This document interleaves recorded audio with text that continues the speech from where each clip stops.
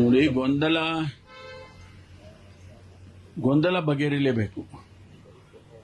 ನಮ್ಮ ಉದ್ದೇಶ ಇರೋದು ಆಡಳಿತದ ಮೇಲೆ ಪರಿಣಾಮ ಆಗಬಾರ್ದು ಅನ್ನೋದು ಅಷ್ಟೇ. ಅದಕ್ಕಾಗಿ ಈಗ ಗೊಂದಲ ಬಗೆಹರಿಲೇಬೇಕು.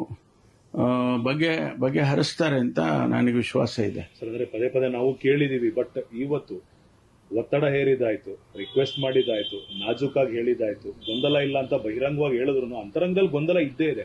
ಅದು ಖಂಡಿತವಾಗಿಯೂ ಆಡಳಿತದ ಮೇಲೆ ದುಷ್ಪರಿಣಾಮ ಬೀರದೇ ಇರೋ ತರ ನೀವುಗಳೆಲ್ಲ ನೋಡ್ಕೊಳ್ತಾ ಇದ್ದೀರಾ. But it has to come to an end ಅಂತ ಅನ್ಸಿದಿಲ್ಲ ಸರ್? ಅವ್ರಿಗೆ ಗೊತ್ತಿದ್ರು ಇದನ್ನ why are they delaying it? ಬಗೆಹರಿಸದೇ ಇರುವಂತ ಗೊಂದಲ ಅಲ್ವೇ ಅಲ್ಲ.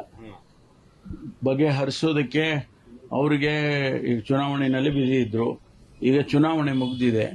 ನನಗೆ ವಿಶ್ವಾಸ ಇದೆ ಆದಷ್ಟು ಶೀಘ್ರವಾಗಿ ಒಂದು ಹಂತಕ್ಕೆ ಬರುತ್ತೆ ಇದು ಅಂತ ಹೇಳಿ.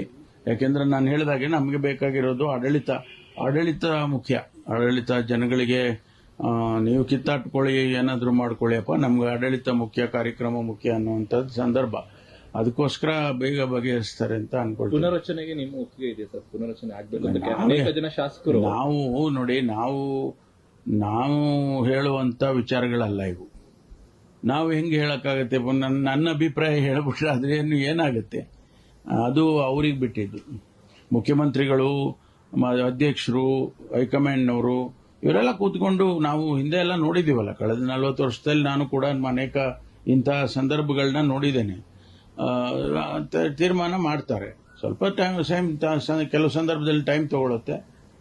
ನಮ್ಮ ಕೇಸು ಈಗ ಹಂಗಾಗಿದೆ. ಅದರಿಂದ ಈಗ ಬಗೆಹರಿಸ್ತಾರೆ ಅಂತ ವಿಶ್ವಾಸ ಇದೆ ನನಗೆ. ಖರ್ಗೆ ಅವ್ರನ್ನ ನೀವು ರಾಜ್ಯ ರಾಜಕಾರಣಕ್ಕೆ ಆಹ್ವಾನ ಕೊಟ್ಟಿದ್ರಿ.